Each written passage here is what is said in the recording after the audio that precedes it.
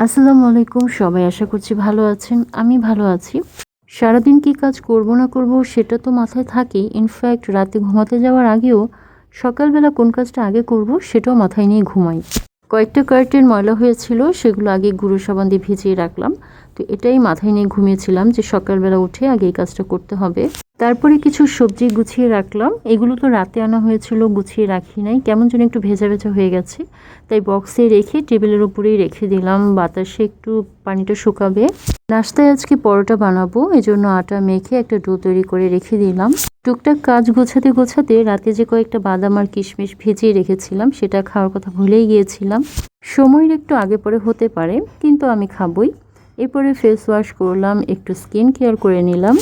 আর আজকে পরোটা ভেজেছি ঘি দিয়ে, কয়েকদিন আগেই ঘিটা এনেছি। আর আজকে যেহেতু পরোটা আমি বানিয়েছি তাই দেখতে পরোটাগুলো খুব একটা সুন্দর হয়নি, কিন্তু এটা ডাজন্ট ম্যাটার। পরোটাগুলো অনেক ফুলেছে আর খেতে অনেক মজা লেগেছে, এটাই আসল বিষয়। আমি আমার এই কিচেন এরিয়াটা খুব ভালো করে ক্লিন করে নিয়েছি। এরপরে কিন্তু রুটি বেলছি। আমি সাধারণত রুটি বানাই না, যখন বানাই এখানেই বানাই। আমার হেল্পিং হ্যান্ড আমাকে অনেক হেল্প করে রুটি বানাতে। আজকে ব্রেকফাস্ট পরোটা আর ডিম পোচ, আর কিছু কিন্তু করিনি, তবে এটাই আমাদের জন্য ইনাফ।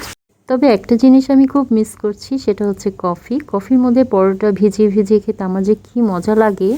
আমি আবার ব্ল্যাক কফিটা খেতে পারি না আমার বরের মতো, একটু দুধ চিনি মিশিয়ে খেতে হয় যখন খাই, তাই আজকে স্কিপ করলাম।